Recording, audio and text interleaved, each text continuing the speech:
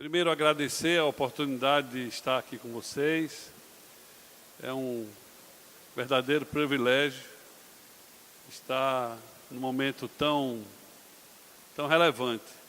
Agradecer também ao pastor Eliseu, com esse coração de leão, né? Grande, que tem cedido esse espaço para que esse evento aconteça.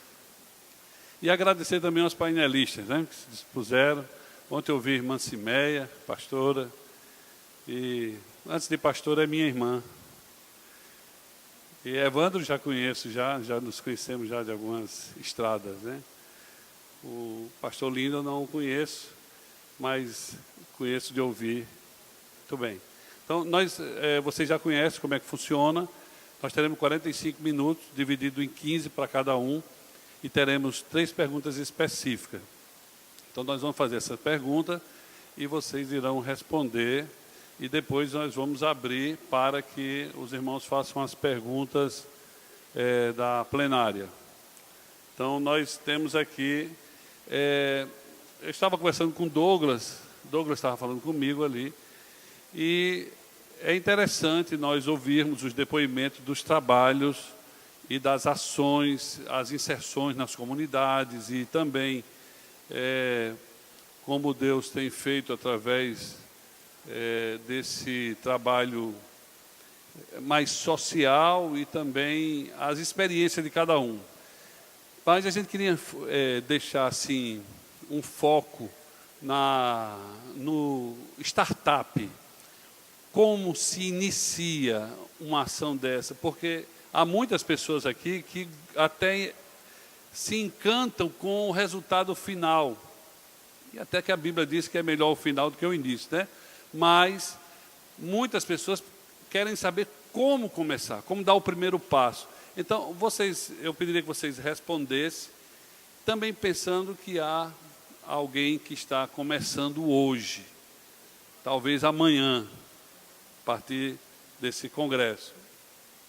Então, nós vamos fazer as perguntas, e eu queria que esse questionamento orientasse vocês de como iniciar alguma coisa relevante no reino.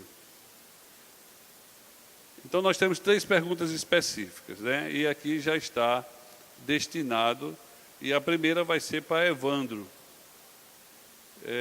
Quais os sinais ajudariam a identificar que uma comunidade está sendo transformada? Quais os sinais do reino? E está com você a palavra, Evandro. Quer que repita? Graças a paz, irmãos e irmãs. Muito feliz de estar aqui. Sempre no Rio Grande do Norte eu venho com muita alegria, né? Cheguei ontem com meu filho, vim direto para cá. Bom, os sinais, eu acho que Bebeto foi um estudo de caso assim bem significativo, né? Bem significativo. Nós, em dados atuais, somos mais de 50 milhões de brasileiros e brasileiras que se dizem cristãos, evangélicos, mas isso não tem se traduzido em transformação no país, né? Infelizmente. Ontem eu estava dizendo na trilha, eu peguei um ônibus para ir fazer feira com a minha esposa. Quando estava perto de descer, um irmão subiu pela traseira, sem pagar passagem, com a Bíblia na mão, e ainda deu glória porque conseguiu subir pelo onde e não pagar passagem, né? E aí eu fico me perguntando, se danou-se, que tipo de evangelho é esse que faz um cidadão não pagar passagem, subir pela traseira e ainda agradecer a Deus porque conseguiu subir e não pagar passagem, e não ter um incômodo no coração com isso? Então, em linhas gerais, a leitura que a gente faz a partir da experiência nossa, lá na Igreja Batista do Coqueiral, em Recife, as andanças que a gente tem tido e visto, né? Porque enquanto tem esse que faz isso, tem muitas igrejas com um trabalho muito significativos, né? Como foi a história agora que o Bebeto trouxe. Eu julgo que primeiro é uma sensibilidade que a igreja perdeu com a dor do outro, né? Então nós nos trancamos nos nossos templos, e quando a gente sai daqui para ali, que a gente vê as pessoas caídas no chão, embriagadas, todo aquele tipo de realidade que a gente tem visto no nosso país, nas regiões pobres dos grandes centros, nas regiões rurais, isso não nos toca mais, né? De ver que aquilo ali não é o que Deus quer para aquela pessoa.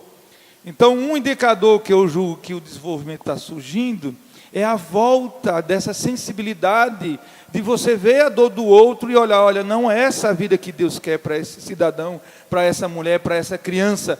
E essa sensibilidade não é aquela coisa de ver e cair a lágrima. É aquela coisa que eu vejo e me sinto impulsionado, inspirado em Jesus de Nazaré e fazer algo. De fazer algo.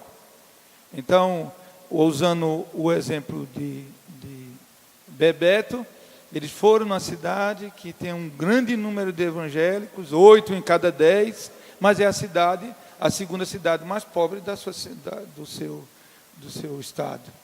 Então, algo precisa ser feito. Então, isso tocou eles e eles foram e fizeram algo. Então, é algo que precisa, é um indicador importante, a volta dessa sensibilidade.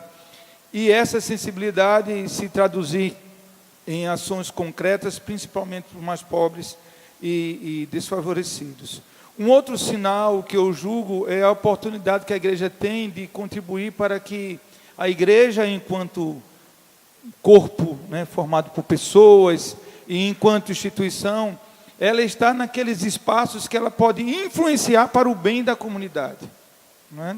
A gente tem se anulado da participação dos espaços de controle social, nos conselhos, nos clubes comunitários, nas associações, de estar nesses espaços que a igreja tem esse peso, né, de poder estar nesses locais e contribuir, influenciando dentro de uma perspectiva cristã, os valores do reino, influenciando nesses espaços onde são decididas políticas, onde são aprovadas políticas, e que a gente não consegue estar, né? Essa mentira do diabo que crente não se envolve com essas causas, né, com comunidade, com social, isso é uma coisa, não se envolve com política, né? Não, quando eu falo política, não política partidária, mas a preocupação com o coletivo, com a cidade, com o povo, né?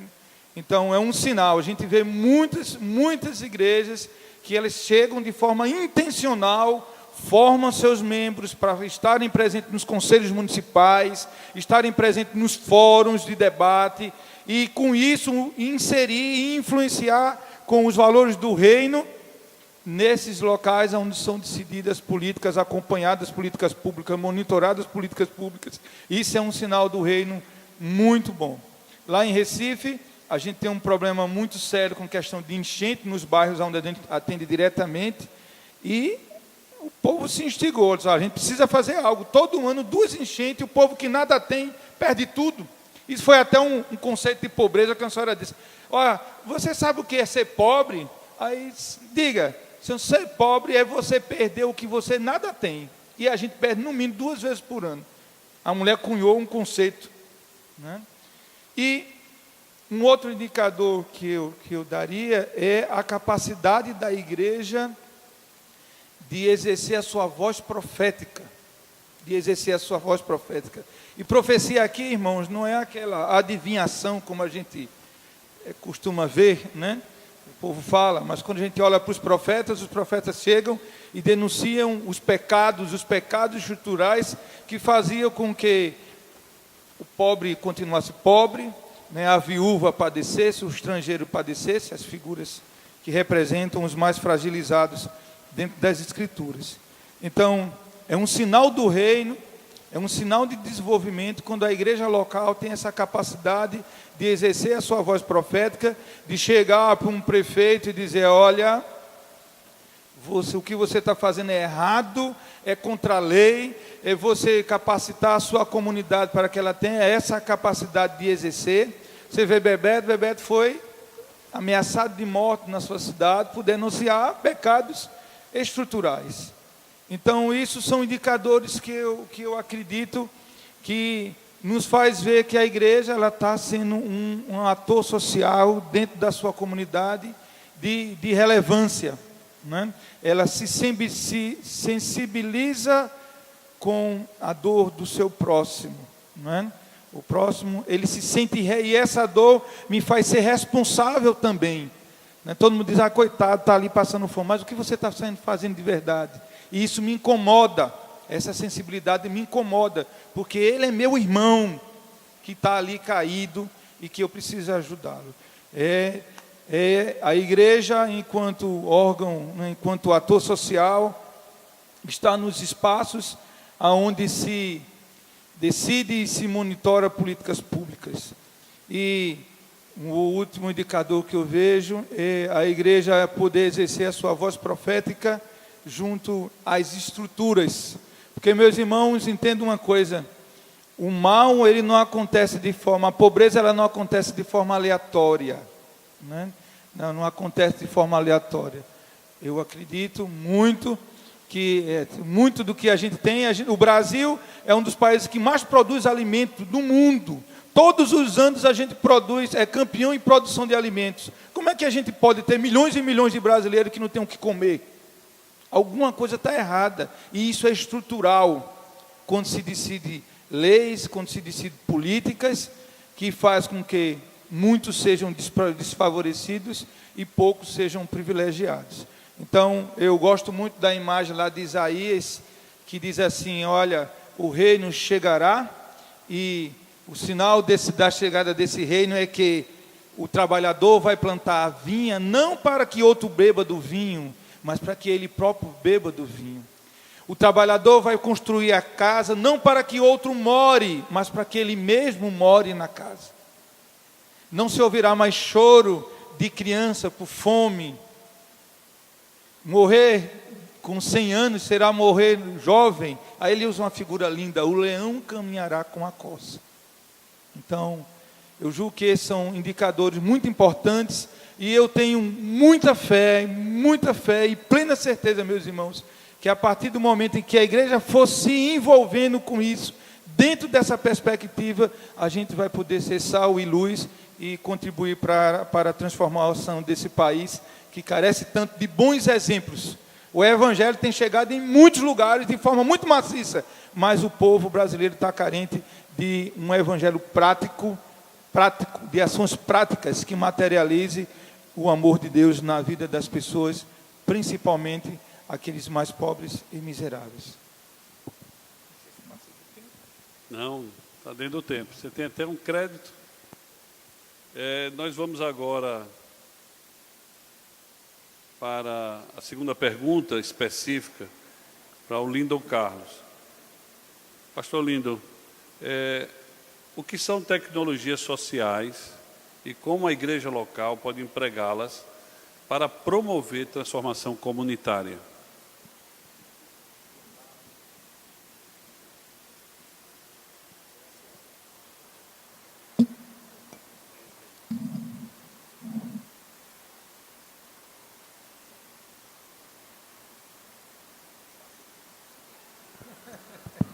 O microfone não está o meu amigo não, né? A graça e a paz, boa tarde a todos, né? Meu nome é Lindon Carlos, sou do Sertão da Paraíba, eu coordeno um programa Sertão Sustentável da Igreja Ação Evangélica, e eu gostaria de ter aqui o controle. Vou precisar passar algumas imagens de algumas tecnologias que a SEV desenvolve em parcerias com outras igrejas e instituições. Então, nós estamos inseridos no interior, no sertão.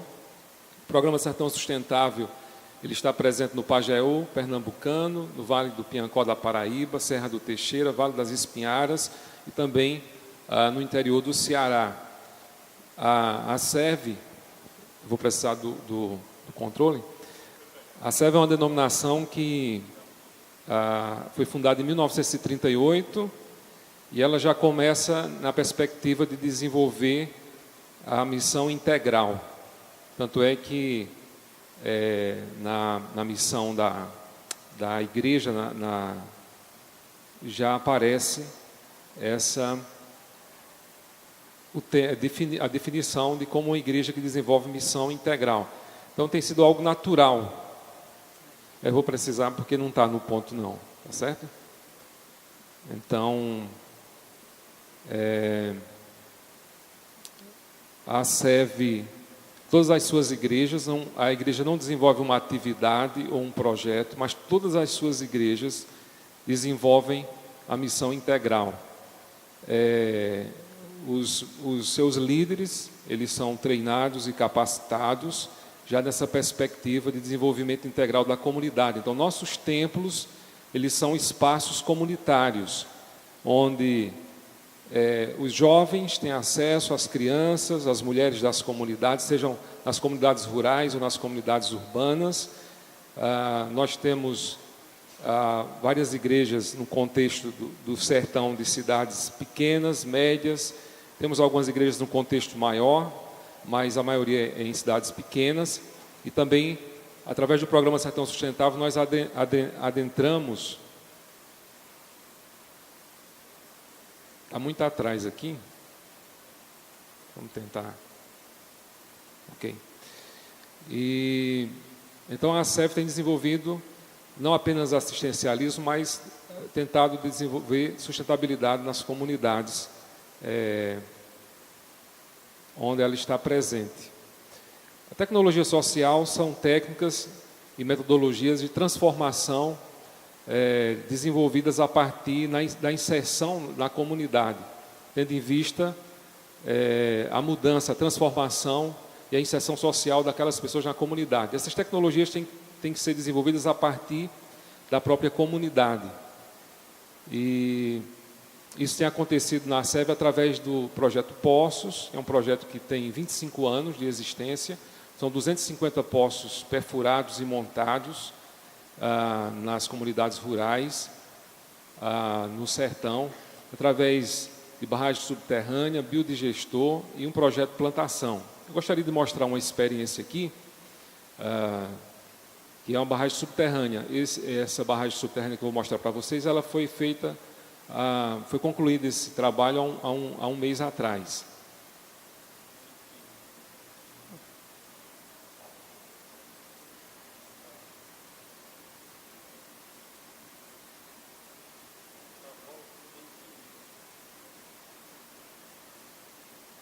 Então, nós temos muitas iniciativas e ações, né? Mas eu gostaria de descrever essa, que é uma barragem subterrânea, que é uma tecnologia que permite armazenar água no subsolo e é usada para a produção e consumo humano e animal. Então, a igreja está nessas comunidades.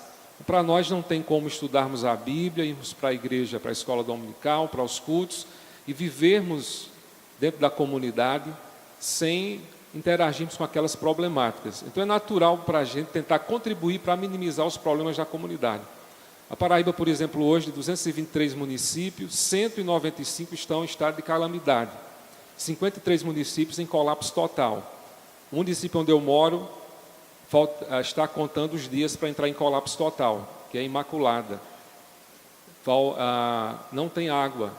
Toda a água é através de carros-pipas. Então, por exemplo, meus filhos, eu tenho um filho de 10 anos e um de 15 anos, então eles são treinados a tomarem banho com 2 garrafas de PET, de 4 litros, 2 litros cada uma, porque essa é a nossa realidade. Então, eu cresci dentro dessa realidade e dentro da ACEV, para nós, não tem como viver num contexto desse e não contribuir. E a ACEV começou a desenvolver tecnologias a partir de 1992, numa grande seca, quando nós, junto com a comunidade do Caruá, construímos o nosso primeiro poço. De lá para cá, algumas tecnologias diferentes têm sido usadas, como a barragem subterrânea. Eu vou passando aqui, que eu quero só mostrar para vocês, né, que estamos vivenciando no sertão, no semiárido, a pior seca dos últimos 50 anos. Há indícios de que é dos últimos 100 anos. Né? Dentro de uma área que 50% da área de ocorrência da Caatinga tem desmatamento. 10 milhões de pessoas vivem nessa realidade. Desigualdade social, 58% da população pobre do país está no semiárido. 82% dos municípios têm o IDH abaixo de 0,65%. E 82% dos municípios estão nessa situação. Né? A perca da safra nos últimos anos é de 50% e de pecuária de 40%. Essa barragem subterrânea ela foi desenvolvida numa comunidade chamada Olho d'Água Seco, onde tem 150 pessoas. E, tem 113 pessoas, né? alguns procedimentos são utilizados, né? Como reuniões comunitárias, a participação ativa da igreja local, dos membros e lideranças da igreja local, elas participam nessas reuniões.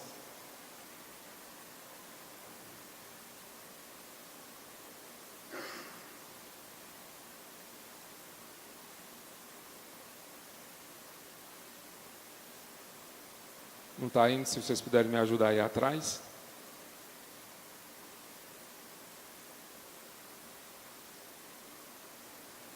As famílias onde acontecem esses desenvolvimentos, né, de tecnologias sociais são treinadas, tanto no projeto Poços, como no projeto Biodigestor, como no projeto Plantação, que é um projeto de agroecologia, como da barragem, para desenvolver melhor o potencial daquela área, né? Essa barragem que foi feita recentemente, ela está alcançando 113 pessoas, né? E potencializando 3 poços que a comunidade tinha, 3 poços amazonas de boca larga, e também potencializando a criação de animais e a plantação. Estou mostrando alguns resultados aqui que acontecem a curto prazo, né? Só para mostrar que existem, em todo o processo, reuniões comunitárias participativas, onde o pastor local, o presidente da associação comunitária participa, agentes de saúde, professores.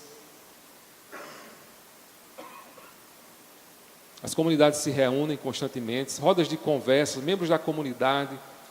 Então, a escolha do local tem a participação da comunidade.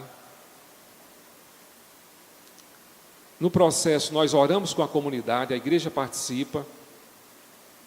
Nós utilizamos algumas metodologias disponibilizadas pelos nossos parceiros e desenvolvidas pela ASEV em todos os anos de experiência, como, por exemplo, o Guia Pilares, metodologia Umoja, que é guias de diagnósticos, mapeamento da comunidade, e também critérios que a ASEV vai desenvolvendo a partir dos anos. Então, aqui é a construção da barragem subterrânea, a expectativa da comunidade na escavação da barragem. Foi um desafio para a equipe do Programa Sertão Sustentável, porque mesmo o sertão tendo terra os solos tão secos, né, e pedregosos, mas essa barragem chegou a 8 metros de profundidade, o centro dela, que é feito em riachos, né, onde há passagem de água. Então, 100 metros com 8 de profundidade aí. Os pastores, aqui tem a presença do pastor Robério e do pastor Gessé. Graças a Deus, nós estamos usando as maiores estiagens, mas na perfuração, né, na escavação da barragem, teve água.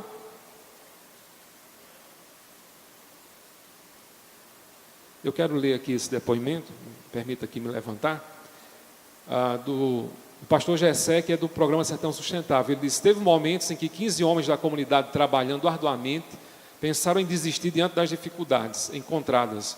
Enquanto a retroescavadeira trabalhava, barreiras se desmoronavam e a água surgia, dificultando cada vez mais o trabalho.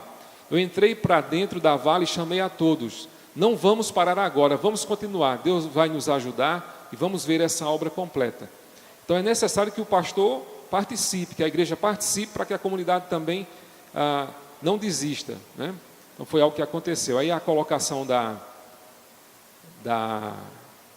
lona, né? Nós temos parcerias nas comunidades locais com a Emater, técnicos agrícolas cooperam com esse trabalho.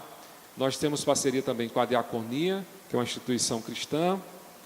E no processo de construção dessa barragem, foi construído um poço pela própria comunidade, mais um poço, havia 3 poços, e esse poço já está contribuindo com água para as famílias, para a criação de animais, né? E o proprietário do terreno, eu acho que eu fiz alguma coisa aqui, né? O proprietário do terreno, que cedeu o local para a construção do poço, é o Jocélio, né? E ele falou o seguinte: Deus me abençoou grandemente. Ele não é cristão. Deus me abençoou grandemente com este projeto. Nem eu, nem ninguém esperava que iria ser feito dentro da minha propriedade. Meu terreno é o menor de todos. Cedi com muita alegria para servir a todos. E graças a Deus, além da barragem já feita, já temos também um poço. A qualquer hora do dia ou da noite, quem quiser água é só chegar e pegar. Já abri uma cerca que dá acesso à estrada para o poço. Agradeço a todos vocês que contribuíram. Foi muito trabalho, muita luta, mas valeu a pena. E muito mais vamos ter quando as chuvas vierem e os outros poços forem alimentados com a água da barragem. Já estou fazendo planos para plantar e utilizar melhor minha terra. Então, depoimento de Jocélio, né? Depoimento do pastor Robério, que está aqui comigo, ele falou o seguinte: ele é da igreja local, lá em Tavares e dentro da comunidade Olho d'Água Seco. O que mais me impactou no desenvolvimento desse projeto foi o envolvimento e o compromisso da igreja e da comunidade para essa barragem. Muitas famílias que não chegavam perto uns dos outros se aproximaram. Algumas famílias que não iam para a igreja hoje já estão pedindo para realizar culto em suas casas. Isso foi algo inédito que nunca tinha acontecido. Os homens, as mulheres, as crianças, todos se envolveram com o trabalho. As mulheres trazendo comidas e lanches e motivando os homens a não desistirem. As crianças torcendo pelo sucesso do projeto, tanto nas reuniões como no trabalho. Houve muito interesse de todos. Por isso estamos alegres e gratos a Deus e aos parceiros da ASEV por esse grande trabalho. Não foi fácil, mas Deus nos abençoou. Então, um dos resultados já vistos, né, na construção da barragem. O líder comunitário, o senhor Sebastião, presidente da comunidade, o Jocélio, que doou o terreno. E dentro dessa perspectiva, a igreja vai para a comunidade. Em todos os nossos projetos, nós também dedicamos oficinas, palestras e treinamento na área de saúde, né? Então, aqui, saúde da criança. As crianças da comunidade, elas recebem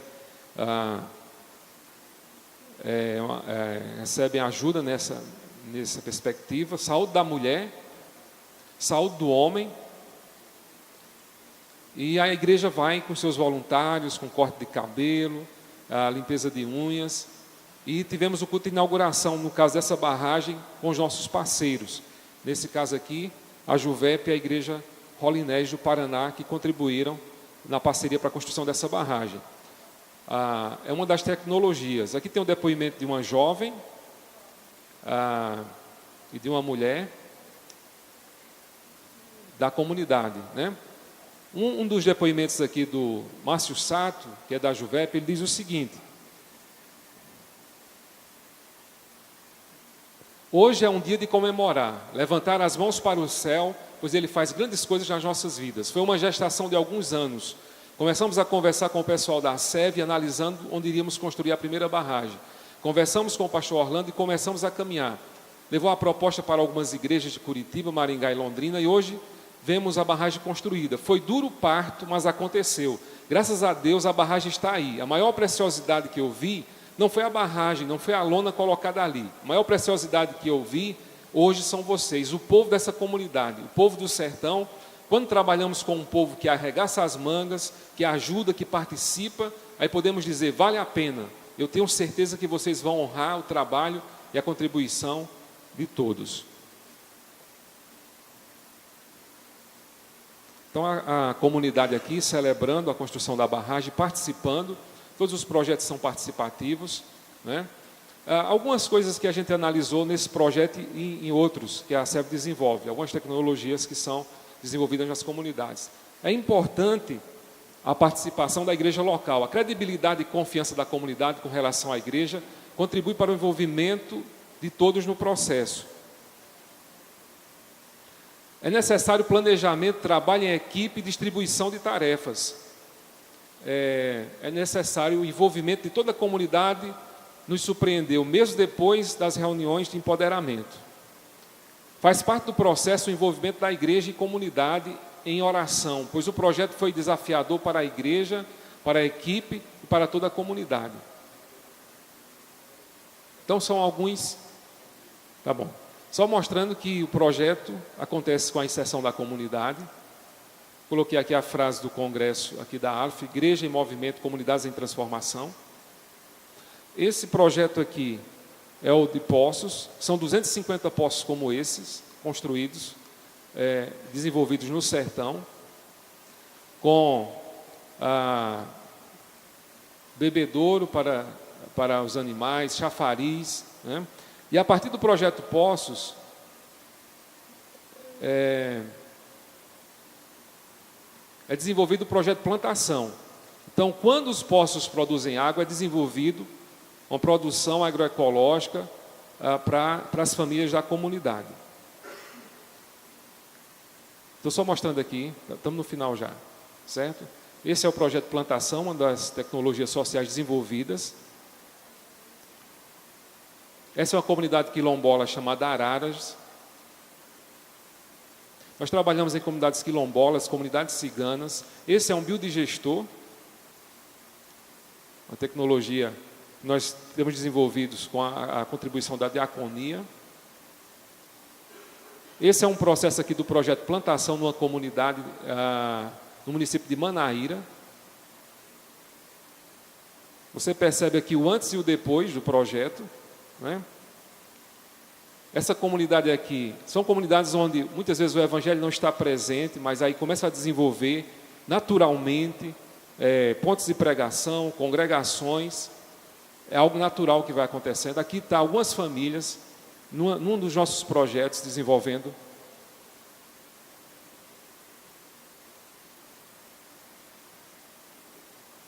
O acesso à água faz toda a diferença. Aqui estão as famílias produzindo. É feita a inserção das famílias nos programas do governo de compra direta de alimentos. Tem acompanhamento com técnicos agrícolas dentro dos projetos.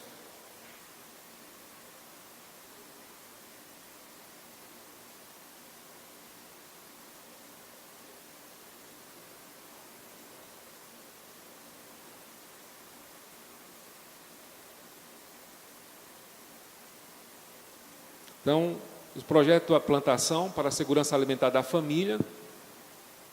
E a frase que eu sempre gosto de usar, a declaração da Rede Miqueias, eu gostaria que vocês falassem comigo. A igreja, falando de sua fé e vivendo sua fé em Jesus Cristo, de modo inseparável em todos os aspectos da vida. Muito parecido também. Muito bem. Palmas. Amém. Belo projeto, pastor. É muito parecido também com o que John Stott escreveu lá nos anos 74. É o evangelho todo, para o homem todo, para todos os homens, para todos os aspectos da vida.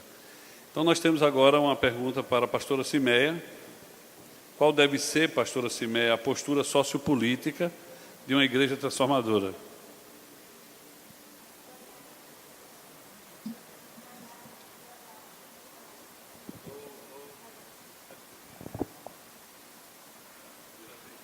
Alô? Liguei.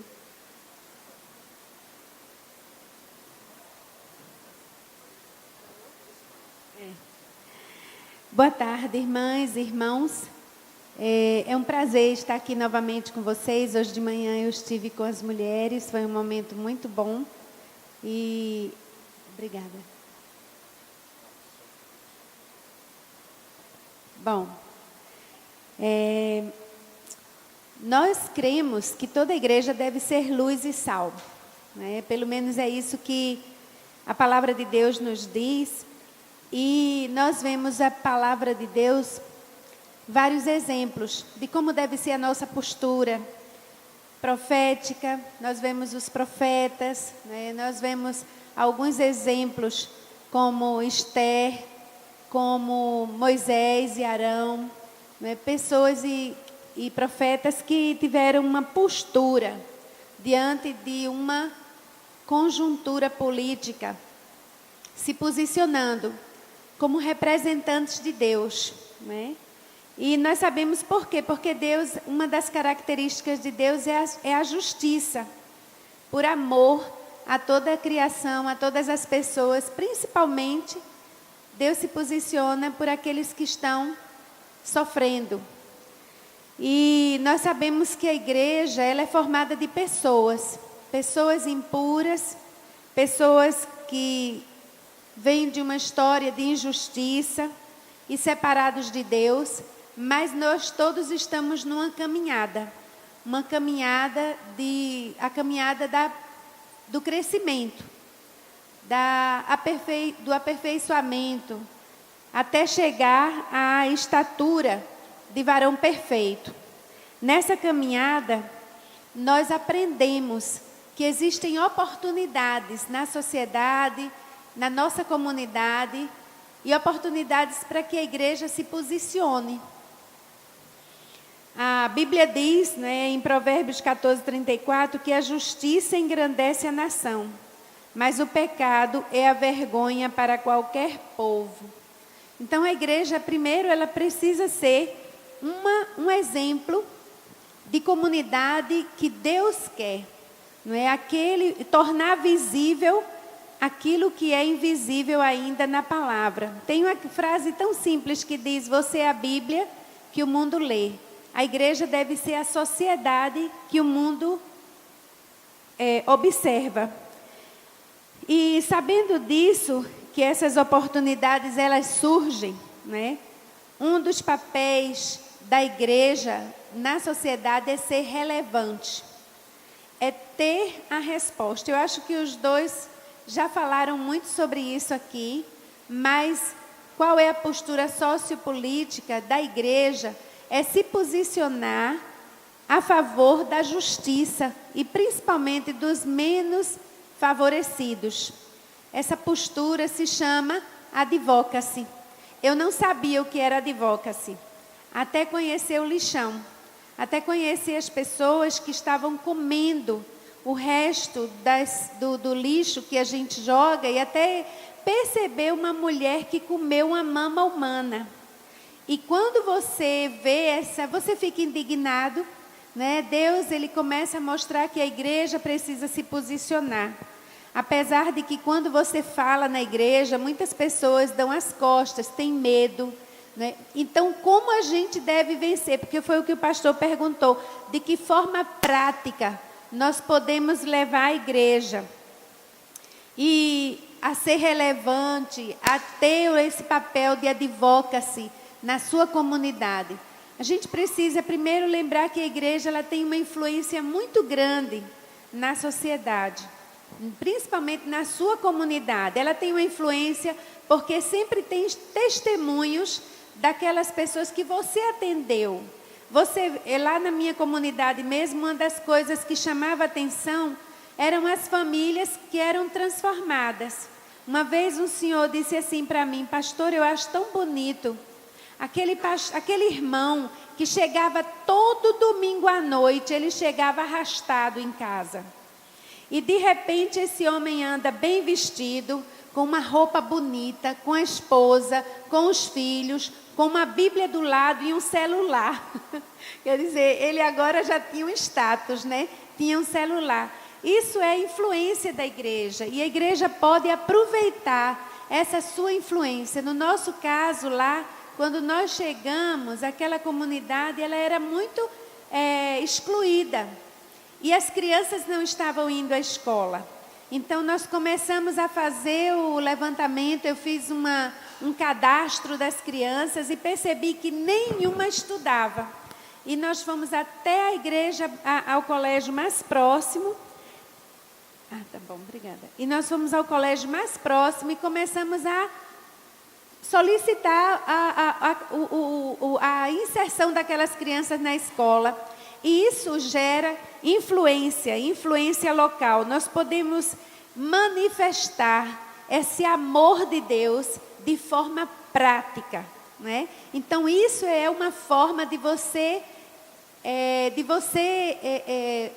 como se diz, representar o sofrimento daquelas pessoas, indo buscar os seus direitos.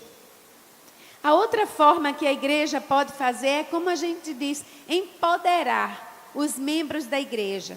Sabe, a gente olha assim o currículo da escola dominical e sente falta de alguns tópicos, sobre a justiça, sobre o direito, sobre a intervenção de Deus na história, na história do povo. e aí do povo que está sofrendo. Então, isso é uma forma de você capacitar o povo da igreja, né, tirando daquela visão apenas espiritual, né, mas que ele é um cidadão do Brasil, da sua comunidade. Então, esse empoderamento, ele é capaz quando você vê a igreja local sendo influente. Nós fizemos uma pesquisa, nossos jovens, eles estavam muito influenciados pelas igrejas de louvorzão, que nós temos também na igreja. Mas eu percebia que eles não tinham nenhum desejo pela comunidade. Então, nós fizemos uma escola de missões. E como eles eram muito carentes, eu disse, nós vamos fazer uma viagem, quem quer viajar? Todo mundo queria viajar. Eu digo, mas nós vamos aprender a fazer um diagnóstico rápido participativo da nossa comunidade. Convidei uma assistente social e ela fez um treinamento. Também nós estudamos, né, um pouco sobre a intervenção de Deus na vida do povo. E nós lançamos os jovens na comunidade. Eu disse, vocês vão fazer isso lá no sertão. Então, façam primeiro aqui. E tinham várias perguntas no questionário, e uma delas é, se a paróquia Água Viva fechar, você vai sentir falta? E aí eles voltaram maravilhados, porque eles disseram que a comunidade ama a igreja. A comunidade tem muito medo de perder a igreja, mesmo aqueles que não vão aos cultos, e eles viram que a igreja era uma referência. Eles entenderam isso, né? E foi muito lindo como nós vimos o crescimento daqueles jovens. A outra coisa também é a gente, como já foi dito aqui, reunir a comunidade para ouvir a comunidade. E isso, às vezes, a gente pode fazer diante até do poder público. Nós fizemos um dia de cidadania lá e convidamos o Conselho Tutelar, alguns vereadores, algumas pessoas do poder público para ouvir a comunidade, né? E aprender um pouco das necessidades, do sofrimento daquele povo.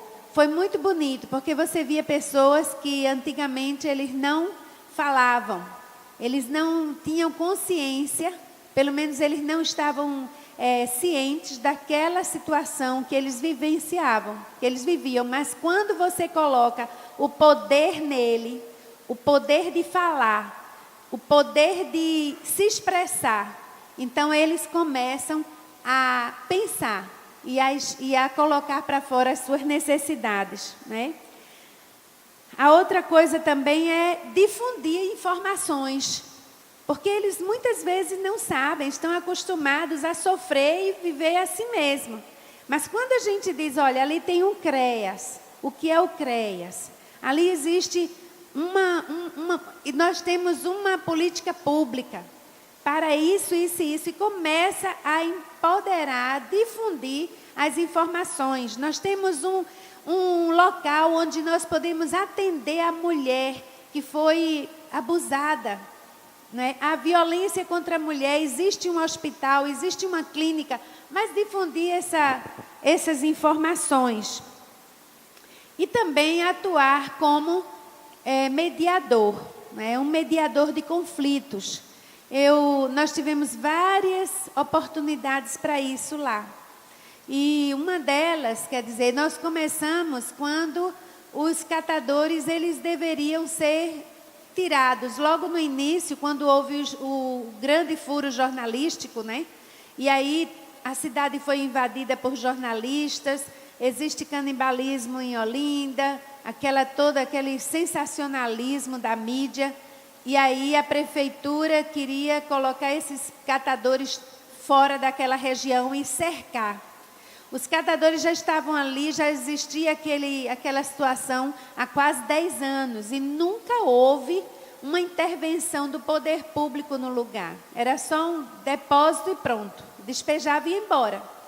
E aí a prefeitura me pediu que eu ajudasse a tirar os catadores, porque eu tinha acesso a eles. E aí eu disse, não, eu não vou tirar, não vou ajudar, eles têm direitos. E aí foi quando nós começamos a naquele período, houve um evento em Recife de bispos anglicanos de todos os continentes. E na hora eu lembrei, eu fui lá no hotel e contei a situação a eles e pedi que a gente escrevesse um abaixo-assinado. Eu consegui levá-los até o lixão. Fotografamos aqueles homens de vários continentes dentro do lixão. Fizemos um abaixo-assinado e entregamos à prefeitura. E aí eles enviaram para Fernando Henrique Cardoso. Disseram que não podiam fazer nada, mas aí foi liberado casa para todos, né? E aquilo ali foi o início, né, do que é uma intervenção da igreja. O que nós podemos fazer pelos direitos do povo. O interessante é que a gente não tinha um tostão. Eu não podia fazer nada. Tinha um atravessador lá que dizia assim, eu quero ver se essa pastora vai fazer alguma coisa por vocês. E eu disse, eu não posso fazer nada, mas Deus pode. E esses sinais, eles são sinais do reino, da intervenção de Deus. Mas é necessário que o povo de Deus ponha a vara na água, né? E o mar vai se abrir. Mas é necessário esse conteúdo aí. E aí, outra vez, já foi em 2010, quando eles fecharam o lixão de uma hora para outra. Fecha o lixão e de repente eu estava em casa, liga o telefone, toca o telefone e a catadora dizendo, pastora, aqui está a maior guerra, tem até o batalhão de choque está aqui, fecharam. E eu disse, Senhor, como é que eu vou fazer? Olha as oportunidades, né? Como é que eu vou fazer para chegar lá? Eu sozinha. Aí eu lembrei, os jovens da nossa igreja já eram jovens que estavam entrando na faculdade. Tínhamos um que estava na faculdade de Direito. E aí meu filho, a noiva dele, eu disse, olha, todos os jovens, vamos pegar aí, vamos chegar lá como um batalhão. Pega prancheta, papel, câmera, celular, o que a gente puder. A gente vai chegar lá armado, né? Com papel, caneta, agora jovem, de 17, 18 anos. E fotografia. Vamos lá. Eles se empolgaram, ficaram maravilhados com o que viram. O batalhão de choque, que nunca tinham visto, começaram a dizer assim, olha, a senhora não pode entrar. Eu disse, mas eu sou a pastora Cimeia, eu trabalho lá. Então entre, vá logo lá, que lá está uma coisa, gente preso, bala de borracha para todo lado. E quando nós chegamos lá, essa facilitação, não é, do conflito foi muito lindo, porque os catadores começaram a ouvir a prefeitura e a prefeitura a ouvir os catadores. E eles não podiam, né, permitir que isso fosse exposto à mídia. E fizemos um acordo que a prefeitura daria alguns cursos e iria atrás em busca de oportunidade de trabalho. Isso foi muito lindo, porque nós colocamos isso na mídia. Um engenheiro, eu lembro de um engenheiro que ligou lá do Porto de Suape. Pastor, eu estou sabendo do problema de vocês, mande 70 pedreiros. Aí meu coração bateu, porque nós não tínhamos nenhum. Eles eram catadores, né? Mais de 300 pessoas, mas nenhum capacitado. E a prefeitura teve que fazer umas capacitações. E os jovens da igreja ficaram empolgados, né? Com o poder que existe na igreja de ir lá e advogar pelos direitos deles, né? Dos nossos. E a outra coisa que gera, né, que a gente pode fazer nesse setor, principalmente, essa é a primeira, é a oração. Mas a oração, ela só tem efeito nos membros da igreja se ele vê a ação, né? Uma coisa é você orar e ficar de braços cruzados. Mas quando você está orando, vamos lá, reúne aqui, vamos orar primeiro. Deus está conosco, né? E a gente levar essa oração em ação. Então, nós vemos a igreja, né, se posicionando. Agora, é claro, né, é necessário que a gente fale o que Deus está fazendo na nossa comunidade, como nós estamos vendo aqui nesse congresso. Porque outras igrejas, elas serão contagiadas por esse rumo que Deus está dando à igreja do Brasil. Louvado seja o Senhor. Amém. Amém. Bem. Amém. sinais, tecnologia e a postura diante do reino nas comunidades. Enfim, irmãos, eu vou usar meus 2 minutos aqui. A Bíblia, através do apóstolo Paulo, conceitua o Evangelho. E eu gosto muito de Romanos 1,16. O que é o Evangelho? O Evangelho é o poder de Deus para transformação, salvação de todo que crê.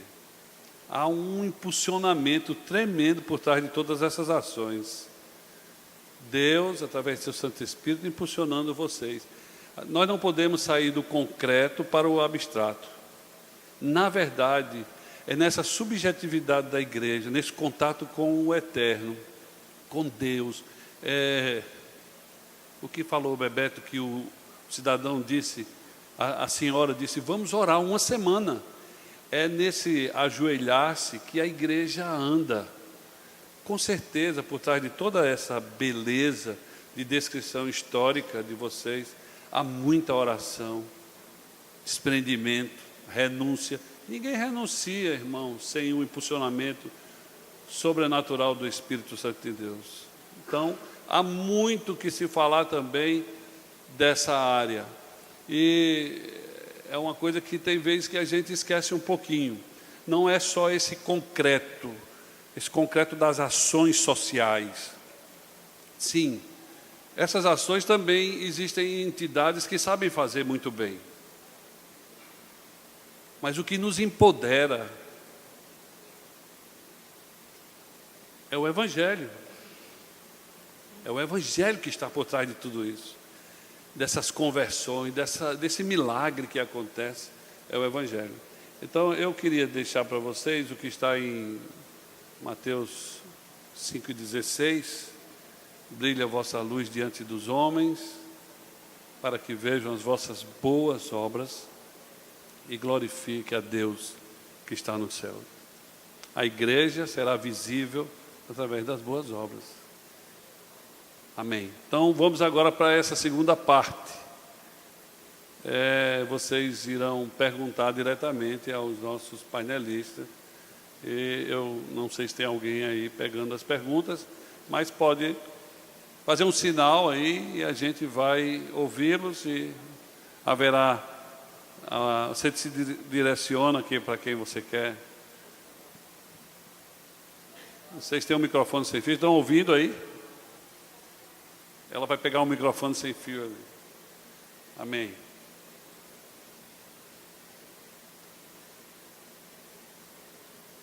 Irmãos, nós temos uma comunidade. Nós estamos iniciando um trabalho na cidade de Pedro Velho, aqui já próximo à fronteira da Paraíba. E, viu, Arthur, é interessante que quando nós começamos o trabalho, o nome da rua era a Rua dos Cordos. Depois que nós começamos o trabalho, aí passou a ser a Rua da Igreja. Já é uma transformação, não é? Da Rua dos Cordos para a Rua da Igreja. Ninguém queria comprar casa lá, irmã. Ninguém queria, as imobiliárias perdendo dinheiro lá. Só que agora, com a inserção daquele trabalho, aí até a valorização imobiliária melhorou bastante. Esse é o poder do Evangelho, o poder da presença da igreja, que muitos dizem que está perdendo, né? É uma escatologia fatalista que existe por aí, mas a igreja está vencendo. O reino está vencendo. Pode falar, meu irmão. Graça e paz, amados. Que transformação, né? Eu gostaria de fazer uma pergunta, não sei se os três, qualquer um de vocês pode responder. A gente sabe que quem pastoreia, a gente que está à frente de uma comunidade, nós temos muitas dificuldades, não é verdade? Dificuldades muitas vezes no âmbito financeiro, às vezes no âmbito até de material humano.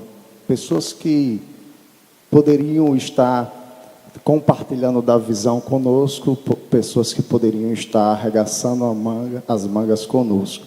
Gostaria de saber primeiro se vocês tiveram essa dificuldade de compartilhar a visão no meio da comunidade de vocês, se houve dificuldade, como foi que vocês conseguiram superar e qual o conselho que vocês poderiam dar para nós quando nós compartilhamos essa visão que nós não temos apoio dentro das nossas congregações, e qual esse conselho que vocês poderiam nos dar? Qual o passo que nós deveríamos tomar diante dessa situação? Pela falta de visão e muitas vezes pela falta até de apoio humano daqueles que estão conosco. Quando você chama comunidade, é sinônimo de denominação, né? Instituição que nós estamos participando. Nossa igreja local, Nossa igreja às local. vezes até ministerial. Pronto, quem é que quer? Eu gosto desse tema porque eu sou de uma igreja batista em Coqueiral, uma igreja da Convenção Batista Brasileira, né? Bem tradicional. Nossa igreja tem 96 anos, dentro de uma comunidade na periferia de Recife. Nós também fizemos essa pergunta há 20 anos atrás. Se a igreja sumisse, soltasse uma bomba aqui e a gente sumisse, a gente teria deixado algum legado, a comunidade sentiria falta, a gente era... E aí, para tristeza nossa, na época, a gente fez a leitura enquanto igreja que não. Se a Igreja Batista Coqueiral, naquele momento histórico, ela sumisse dali, ela ia deixar de existir e a comunidade não ia sentir falta, porque nós éramos uma comunidade para nós mesmos. Quem chegasse e entrasse, estava no clube. Quem não estava... Bom, e isso incomodou muito a gente, muito, muito mesmo, porque, poxa, não é isso que Deus quer. Não é isso que Deus quer. A gente tem que contribuir para a transformação. Anunciar a palavra, né, o amor de Deus de forma concreta, né? E o caminho que nós tomamos foi o caminho mais difícil, né? Foi o caminho da reflexão coletiva. Por que nós não fazemos diferença, né? Que evangelho é esse que não se traduz em ações de amor que contribuem para a transformação nossa e da nossa comunidade? Então, irmão, o que aconteceu, a gente começou a fazer muitos encontros e começar a refletir de forma coletiva o porquê. E na busca dessa resposta ao porquê, a igreja foi sendo envisionada. Então, um passo, a gente respeitou o processo de transformação.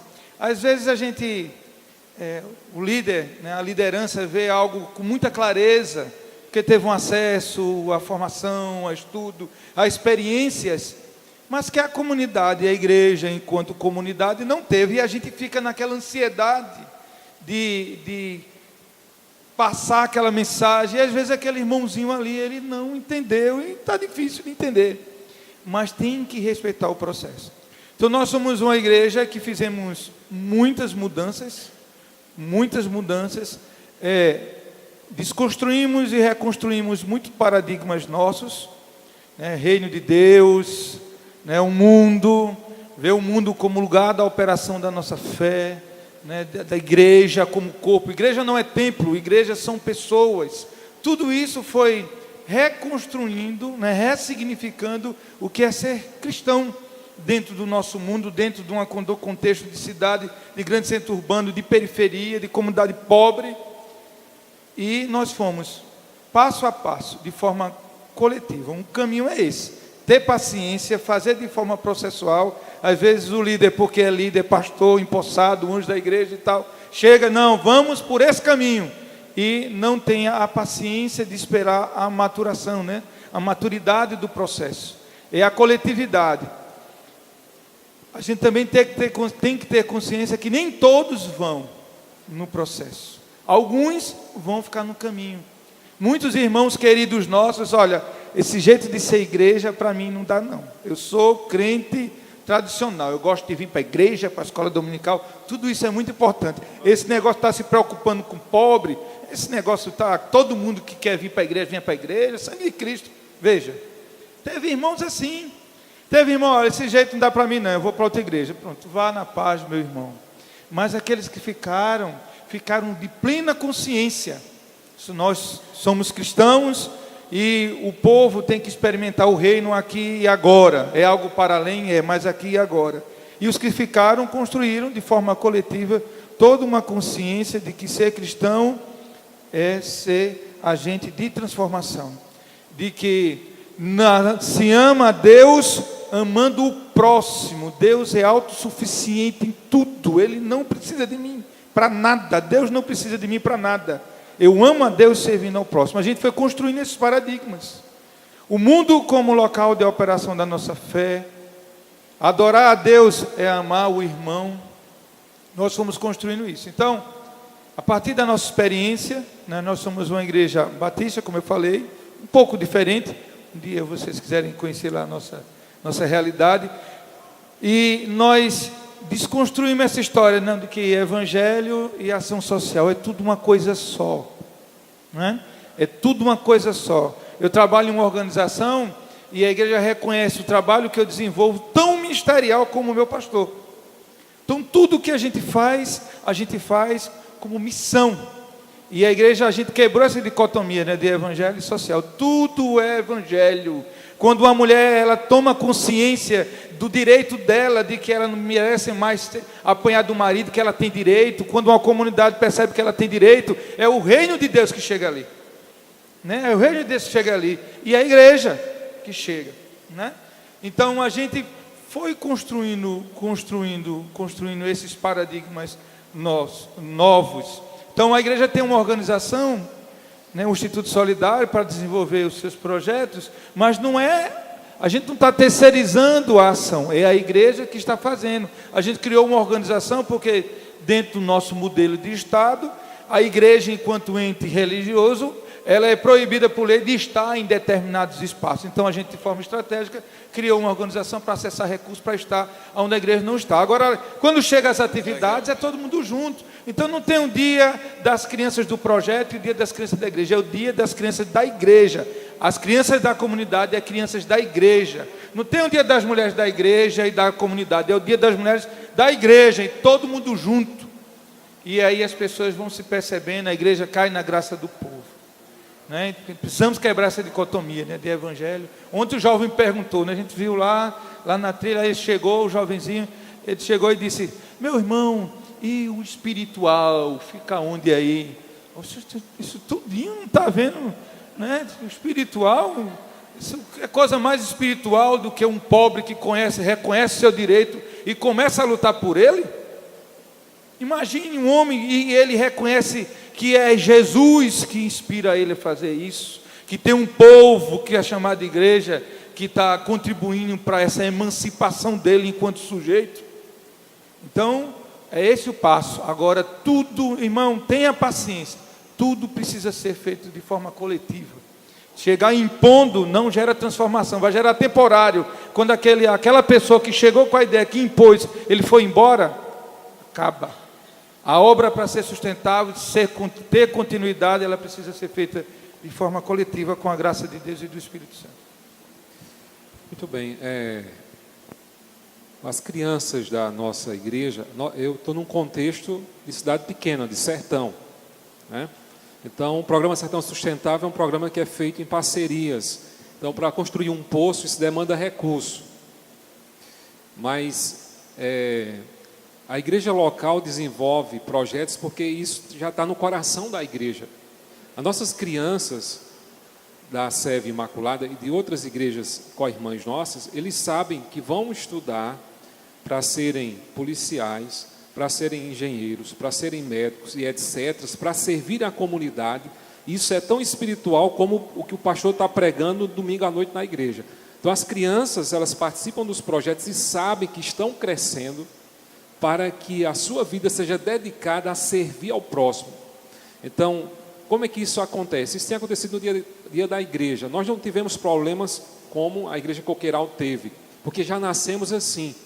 Mas eu sei que isso existe, é uma coisa real em muitos lugares. Embora nós falamos constantemente da nossa missão, que fazemos parte da missão de Deus. Então nós temos um playground na igreja para as crianças. Então as crianças sabem que pintar, e os membros da igreja, que pintar aquele parque é tão importante quanto a gente está com a Bíblia na mão pregando para outras pessoas. Então isso faz parte da nossa missão. Então na nossa pregação, nos nossos estudos, isso está presente. Então eu coordeno um grupo de igrejas na Serra do Teixeira, mais ou menos em 10 cidades, onde produzimos material para a escola bíblica, material para grupos pequenos.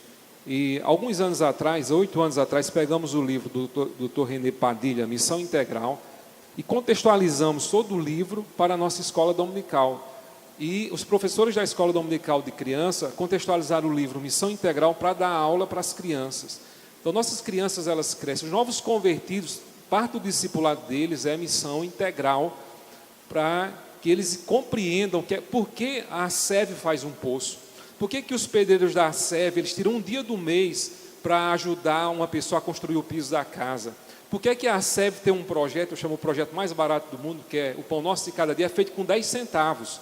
Os membros da igreja, membros da comunidade, contribuem com 10 centavos e todos os dias a gente alimenta as 100 crianças mais pobres da cidade com 10 centavos. Então é uma iniciativa da igreja local participando da problemática, porque nós descobrimos que muitas crianças da cidade chegavam na escola com fome e às vezes não tinha merenda escolar lá na escola, e quando tinha, as crianças iam com fome. Então a igreja toma essas iniciativas. Então tem uma série de ações da igreja local, simples, né? Às vezes não tem que começar com uma coisa grande, são ações que demonstrem a responsabilidade que a igreja tem de abençoar. Eu lembrei de um texto agora, quando Jesus chega perto do jovem rico, ele não chama logo o jovem para se converter, diz a palavra que Jesus o viu e o amou. Então a missão da igreja é amar, independente se essas pessoas que recebem pão na cidade, que vão na padaria e pegam pão, que a igreja, a comunidade dá, se elas vão se converter ou não, mas o sinal do reino de Deus é que aquelas pessoas são amadas e que a igreja percebe que elas estão passando necessidade. Então nossas crianças e nossos jovens, todas as pessoas da igreja compreendem por que a igreja oferece pão para aqueles que não têm condições de ter pão. Então isso começa de discipulado, então é um conjunto de coisas que vão acontecendo. Bom, eu sei que a pergunta, ela traz um pouco de ansiedade, né, de necessidade urgente. E eu queria tranquilizar seu coração e dizer que cada situação é uma situação específica, sabe? Porque quando a minha realidade foi bem diferente da deles, porque eu era pastora numa igreja, auxiliar do meu marido. Eu tinha um ministério com jovens, e era uma juventude grande. E chegar no lixão foi uma situação inesperada. E quando eu me desesperei e vi que eu não tinha recursos para fazer ali, nem condições, nem capacidade, eu não tinha conhecimento para uma situação daquelas, né? Eu era dependente do meu marido como família, né? Depois eu recebia uma ajuda de custo, mas não era suficiente para largar tudo e ir para lá. E eu vi a mão de Deus agindo, né? Nós não tínhamos nenhum tostão, a igreja não abraçou, né? Então Deus levantou os funcionários da Rede Globo, e eles durante 2 anos fizeram uma doação mensal de 50 cestas básicas, porque na época eram 50 famílias. E depois Deus começou a trazer outros recursos. E quando eu decidi deixar a minha função na diocese, nessa época já faziam 3 anos que eu estava lá, então eu decidi abrir mão do meu salário. Mas eu recomendo o seguinte: há situações que a gente tem que fazer tendas, sabe? Há situações que a gente deve ir devagar e trabalhar coletivamente. Tudo isso vai depender da tua realidade. Eu lembro que eu não consegui, a primeira vez que nós fomos no lixão, e as primeiras vezes foi muito fácil, todo mundo queria ir, mas com o tempo ninguém via o que fazer, não podia, se sentia impotente. Então eu disse: como é que eu vou levar algumas pessoas para lá? E uma vez eu peguei um grupo de jovens e eu disse assim: nós vamos para um piquenique. E eu disse: ponha tudo que você quiser comer de bom, né? Pegue sua roupa de banho, agora vai ser uma surpresa, nós vamos no ônibus da linha, não vamos alugar um ônibus. E aí eu fiz uma excursão, né? Nós fomos no ônibus da linha, e eu levei para uma casa que estava dentro da lama, E nessa casa tinham 3 crianças, o mais novo era totalmente paralítico, era paralisia cerebral, e 2 irmãozinhos. E quando nós entramos, os meninos tinham que pisar na lama para entrar, e todo mundo em silêncio, né, preparado para ir a uma praia. E nós fomos no lixão. E eu disse, agora vamos louvar. E aí quando nós começamos a louvar, todo mundo começou a chorar. E ali eu disse, olha, aqui é o Billy, os pais dele estão na rua, só chegam à noite, quem cuida deles são os irmãozinhos pequenos. E o que nós vamos fazer? A partir daquele momento, aqueles jovens abraçaram, nós precisamos de ter voz, né? Dentro da igreja também. Então, cada realidade é uma realidade, Deus providencia, nós precisamos estar prontos, não só a enfrentar certas situações fazendo tendas, né? E preparando a igreja, né? A gente tem que trazer a igreja para esse meio. Põe lá no meio, sabe? Deus dá uma criatividade incrível, mas a igreja ela tem essa capacidade. É só a gente ter paciência e amor de ensinar a igreja também. Elas têm que se apaixonar por essa missão. Arturo, ok. O microfone para Arturo.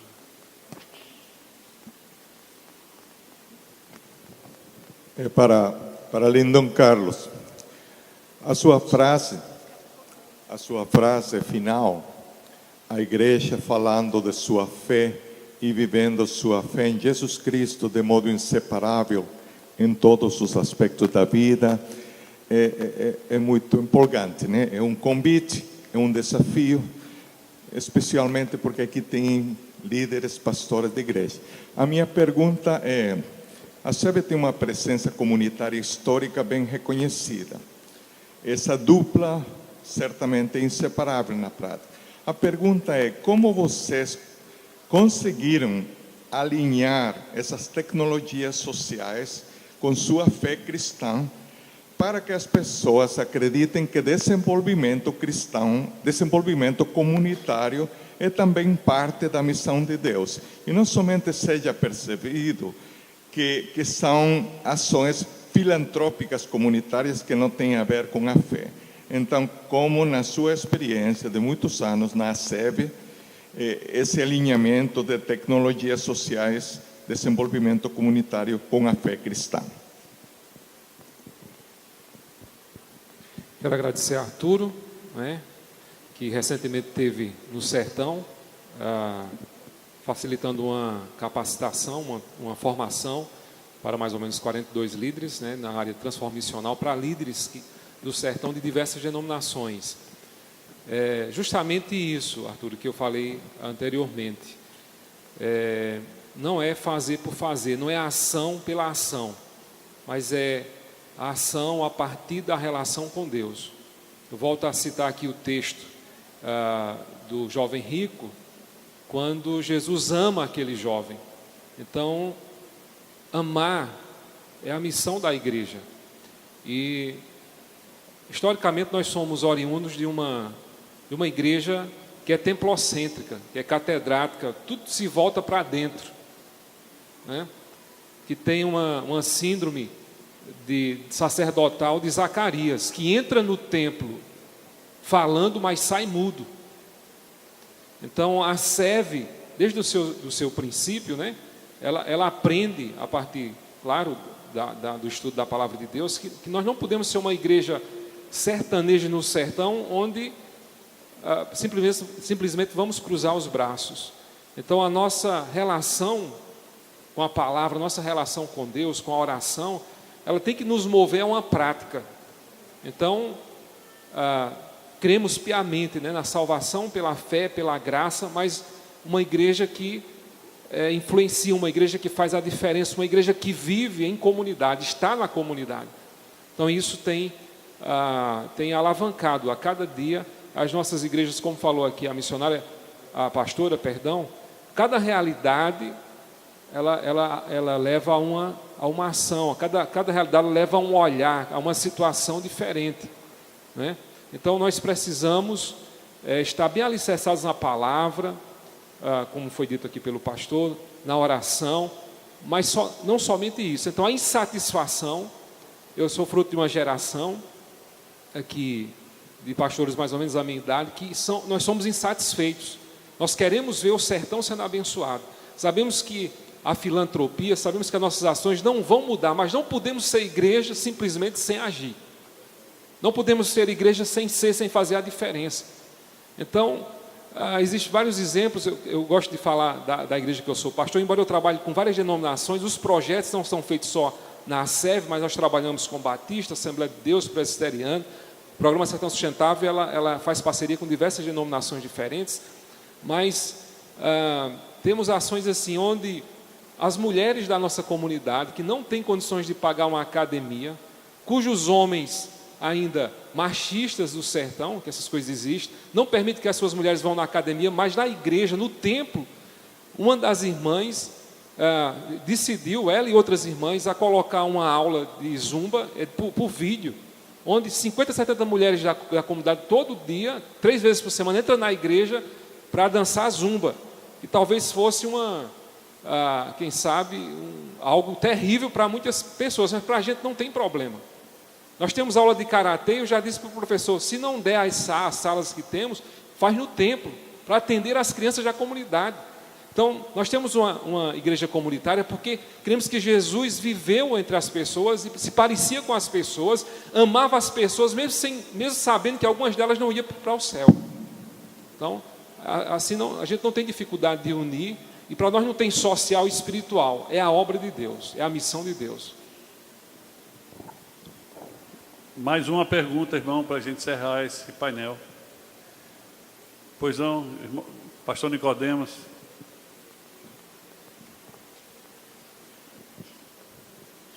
Boa tarde, queridos.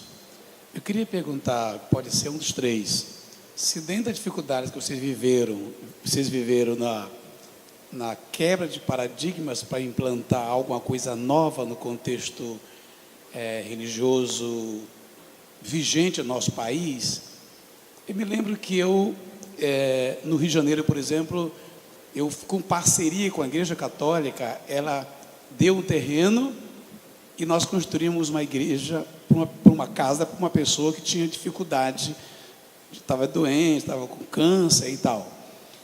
Houve na época pessoas que diziam que não poderia fazer aliança com os católicos, argumentando algum tipo de coisa que a gente entende que é muito comum no meio evangélico. Houve entre vocês alguém que colocou em xeque isso?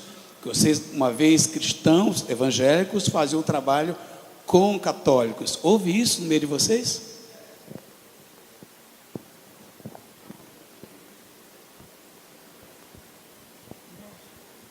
O meu pastor disse o seguinte: olha, crack, violência, drogas, tudo isso é muito ecumênico, né? Pega todo mundo. Então, os problemas que vivemos hoje enquanto sociedade brasileira, de falta de acesso a direitos, corrupção, né, políticas públicas ineficientes, tudo isso afeta a todos nós.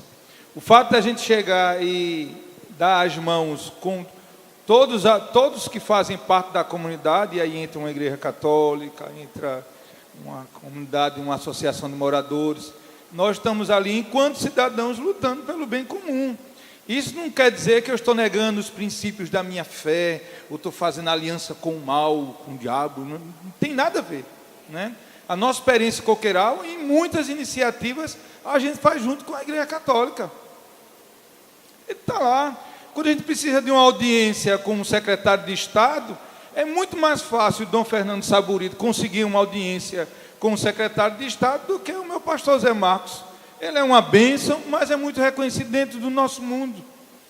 E aí a gente une forças para o bem comum, não é? E a gente tem caminhado junto com atores. A gente conseguiu trazer uma audiência pública tirada da Câmara de Vereadores, veja, é um negócio, porque lá é o templo deles, né? Tirou lá da Câmara de Vereadores e fez dentro da igreja, lá do nosso espaço de culto. Fizemos as alianças para que isso acontecesse, porque Lá a mulher, Dona Maria, onde a água, quando dá enchente, acaba com tudo na casa dela, ela teve a voz, pegou lá o microfone, olhe vocês vereadores, é bonitinho, está tudo aqui bonitinho, né? Mas quando dá enchente, quem vai bater lá, tirar a gente de noite, de madrugada, de dentro de casa, no meio da água, na lama, arriscando pegar doença, levar choque num poste, é a igreja, não é vocês não, vocês só sabem chegar na casa da gente para pedir voto. Veja a liberdade que a mulher dessa teve. Aí a gente não vai dar essa oportunidade de contribuir para o empoderamento de uma mulher pobre, porque ela nunca falaria isso dentro de um espaço da Câmara, porque a gente, né, usou um canal lá, o bispo católico, para poder fazer isso. Nós não negamos a fé. Nós não vamos mudar. O reino de Deus é construído a muitas mãos, inclusive gente que nem confessa a nossa fé, que Deus usa. Né? Tem um rei na Bíblia que Deus utilizou, né? Usarei os recursos das trevas para abençoar o meu povo. Então, a gente precisa fazer isso e ver, compreender quem é as lideranças, né? Os tomadores de decisão, dentro dessa perspectiva de Advox, os tomadores de decisão que tem. A gente tem que chegar lá e influenciar. E isso não é negar a nossa fé, é a gente fazer alianças em prol do bem comum das pessoas. Então a gente tem caminhado muito bem, né?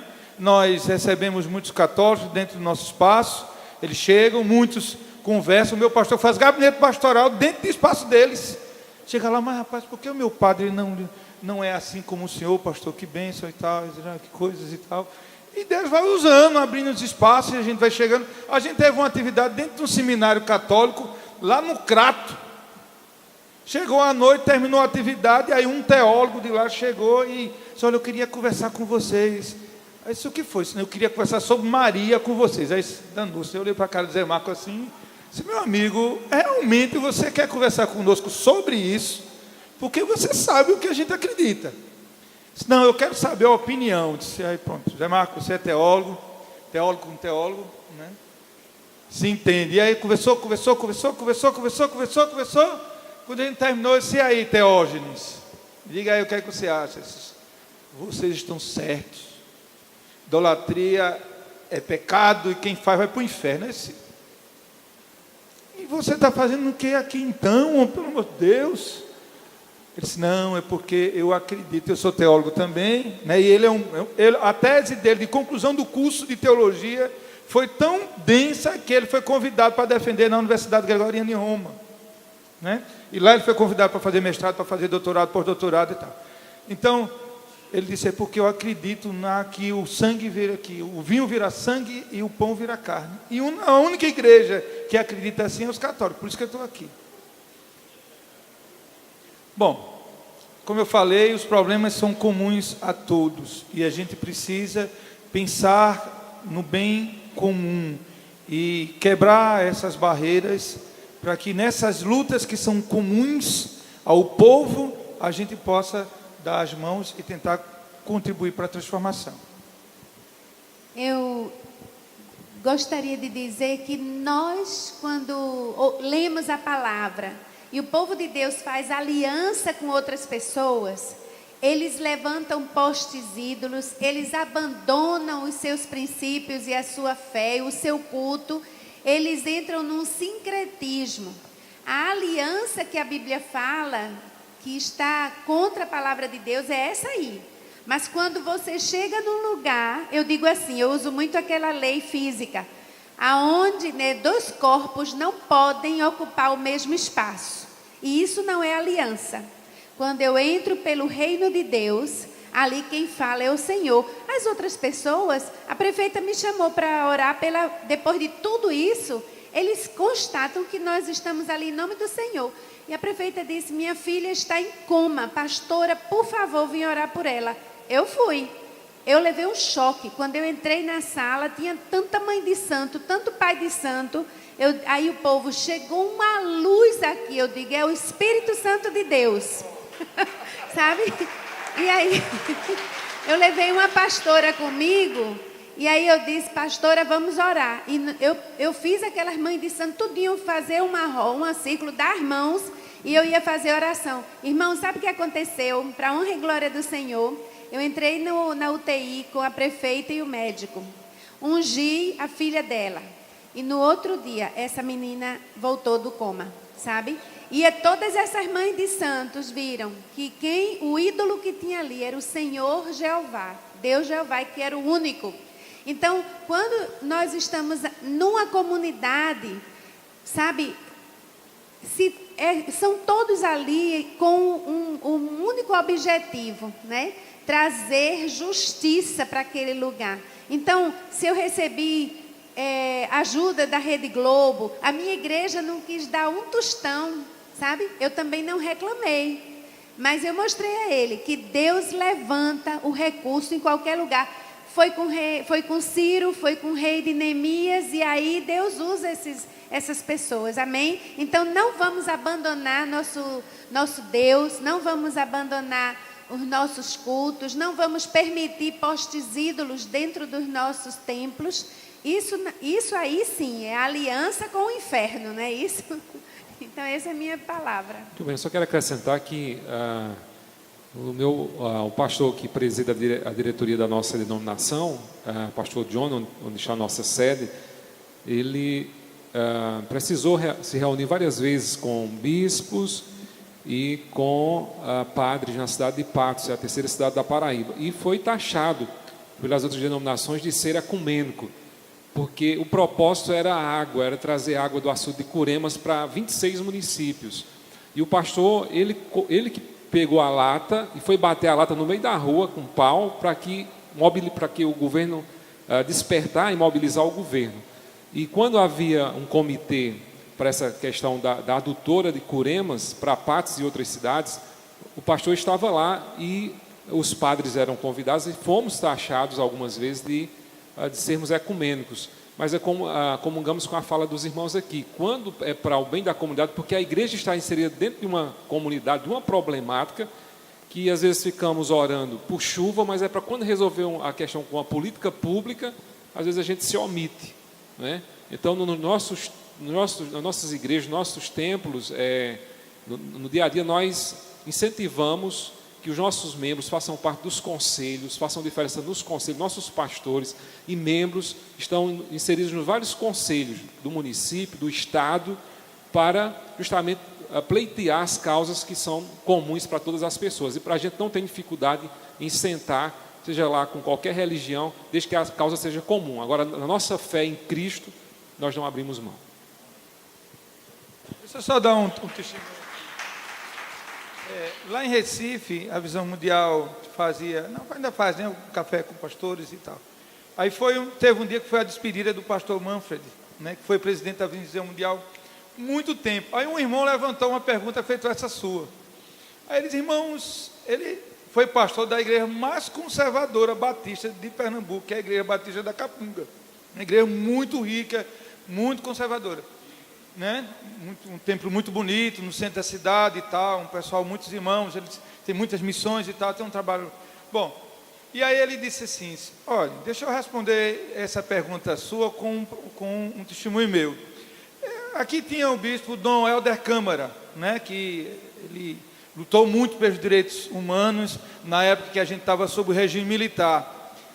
Disse: olha, ele é meu amigo pessoal. Meu amigo pessoal, eu sou cidadão norte-americano. E aí eu pensava, eu conversei com ele: bispo, como eu posso ajudar o senhor nessa luta de falar para fora do país o que está acontecendo aqui dentro, as atrocidades, as violações de direito que está acontecendo e tal. E o que é que eu fazia? Todo mundo, aí eu convidava a gente de tudo que é canto para vir para cá, a igreja pagava passagem, vinha todo mundo para cá, mas a minha estratégia qual era?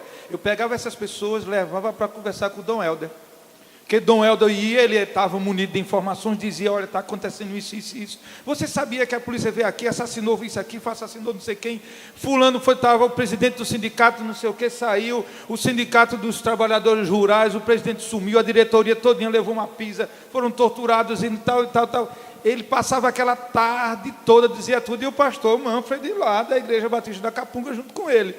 Depois o bispo chegava e dizia: olha, pegue todas essas informações e divulgue, fale para o mundo o que está acontecendo no Brasil. Entendeu? Então era o que foi feito para o bem comum. Isso o pastor negou a sua fé? De jeito nenhum. Ele continuou sendo pastor batista da igreja, batista da Capunga. Mas era uma causa comum, as pessoas estavam morrendo. Seu direito estava sendo violado. Então ele chegava e fazia isso. Nós temos 10 minutos, já fizemos as perguntas, e eu queria distribuir a vocês 3 minutos para cada um, fazer as considerações finais.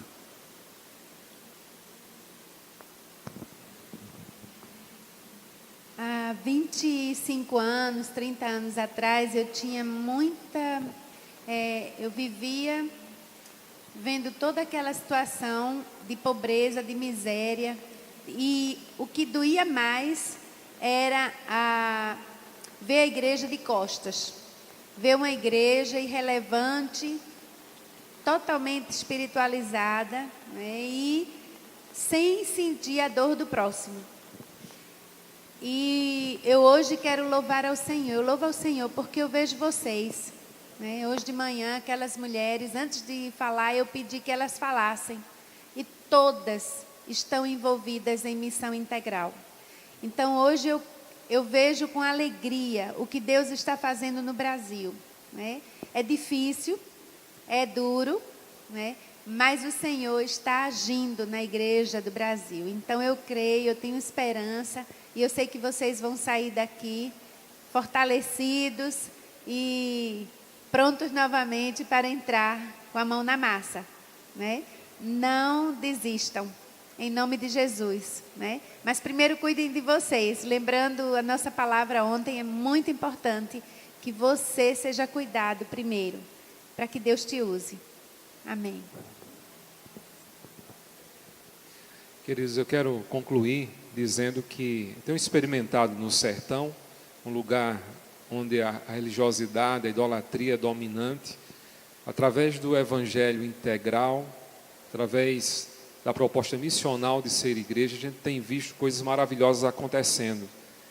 Pessoas se convertendo, congregações surgindo, lugares onde não tinha acesso, lugares onde não tinha água, lugares onde não tinha dignidade, lugares onde as pessoas não queriam ver, como é dito no sertão, um crente. Hoje as portas estão se abrindo, as portas estão abertas, porque as pessoas muitas vezes não leem a Bíblia, muitas vezes as pessoas não estão entrando nos nossos templos de retiro, mas elas estão vendo as ações, os sinais do amor de Deus dentro das comunidades. Então, praticar o evangelho integral é estar inserido na missão de Deus. Então, não tenha medo de fazer aquilo que Deus manda você fazer. Não fazer o bem, como disse Bebeto, quando a gente pode fazer, é pecado. Então, nós da ASEV, como de muitas igrejas, muitos irmãos pelo Brasil afora, que estão desenvolvendo, vivendo isso, é um sonho e algo maravilhoso fazer parte da missão de Deus. Ver os frutos, ver as bênçãos do Senhor. Quero agradecer pela oportunidade de ver tantas experiências, conhecer pessoas, fazer um agradecimento público ao Dr. René Padilha pela sua contribuição à igreja brasileira e ao mundo nessa área, e tantos anos ter levantado, que não é levantado essa bandeira, mas pregado o Evangelho de Cristo dessa forma que as pessoas estão acordando. Eu creio que estamos numa mudança de paradigma, numa mudança, e eu creio que isso não é à toa. Estamos completando 500 anos da reforma, e eu creio que a esperança está se renovando a cada dia. Deus abençoe a todos. Irmãos, eu fico feliz porque tem 7.000 que não se dobra a Baal. Muito mais, né? Nós somos, como eu falei, num aspecto geral, nós somos muitos, mas que ainda não... Mas no meio dessa multidão de mais de 50 milhões, existem igrejas que estão fazendo muita diferença aonde estão. Inspiradas na pessoa de Jesus Cristo, né? O Jesus de Nazaré, né? Que caminhou com os pobres, que deu luz ao céu, que restaurou a esperança de pessoas. Muitos irmãos e irmãs estão dedicando a sua vida, muitos inclusive colocando a sua vida em risco, por denunciar processos de corrupção, de exploração sexual estruturada, né? Na Escola de Fé e Política no Sertão, por exemplo, tem uma irmã que denunciou um esquema de exploração sexual pelo Conselho Tutelar e está ameaçada de morte. Mas eu não tenho como me calar, irmão, ela disse. Eu tenho que falar, porque Deus está mandando eu falar, eu tenho que falar. Pessoas como o pastor Cosme, que chegou lá, ele está num conselho municipal e o camarada chegou lá com uma ata para ele assinar. Como não tem, eu vou assinar a ata se não teve reunião? Não, mas todo mundo fala assim, não, isso está errado. Está errado, não tem esse negócio não. O conselho reuniu para decidir isso aqui. Quem deliberou isso aqui? Eu não participei. Não, mas sempre foi assim. Sempre foi assim. A partir de agora não vai ser mais assim. Então, louvado seja Deus pela vida de pessoas como ela e como a vida de vocês.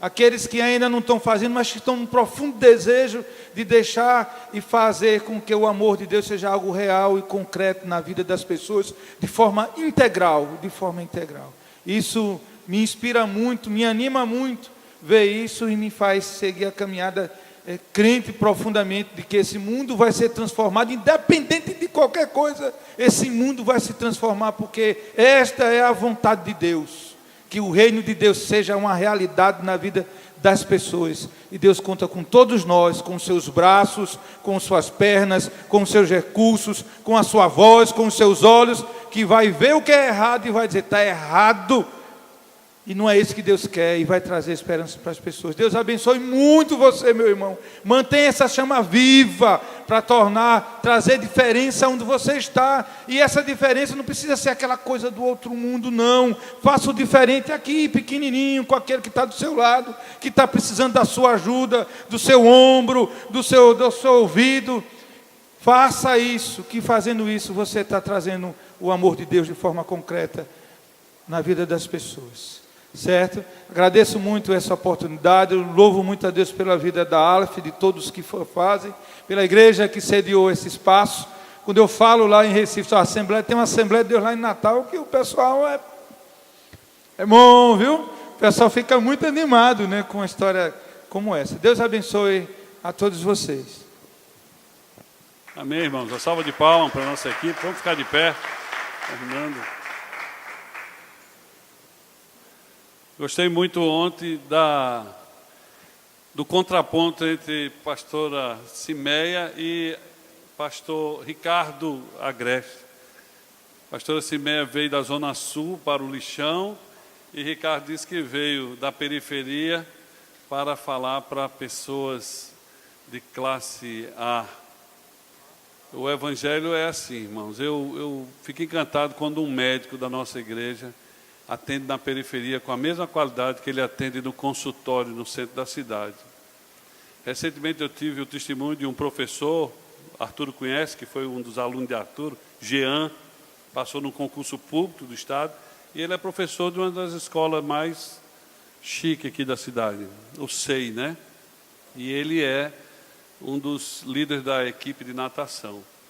E ele foi dar aula numa comunidade aqui, perto do Linigrado, aqui, Planalto, tal, na escola pública. E ele chegou lá e ele deu aula igual, está dando aula igual ele dá no SEI. E houve uma objeção tremenda entre os outros professores, porque ele estava dando uma aula diferente. Ele disse, eu não posso dar aula diferente da que eu dou lá no SEI, aqui na periferia. Então, eu creio que isso é o Evangelho. Eu creio que é o Evangelho integral, é a visão missional de ser igreja. É a igreja que vai, né? Eu posso até, como pastor, não estar lá na comunidade de Linigrado, mas Jean está. Não é isso? Pastor Eliseu, venha cá, venha orar, encerrando. É o pastor dessa igreja que tem cedido esse espaço já pela segunda vez. Fazer essa oração encerrando esse trabalho. Pais queridos, tenho certeza que se fosse feito o apelo aqui, tinha um bocado de gente que ia aceitar Jesus, não era não? Pai, te louvamos por este momento tão especial. Que momento, Senhor, sublime, poder estar na tua casa, te adorando, te servindo e ouvindo, Senhor, como tu estás usando cada filho teu, cada filha tua, cada instrumento, Senhor, que tem se disponibilizado para fazer a tua obra. Comprometido contigo, Senhor, comprometido com a tua obra e com o teu reino. Recebe nossa gratidão, nosso louvor, nossa adoração pela vida dos teus filhos. Ó Deus, e continua conosco até o final deste congresso, que cada um de nós sejamos mais e mais tocados pela tua palavra. Te oramos no nome de Jesus Cristo. Amém.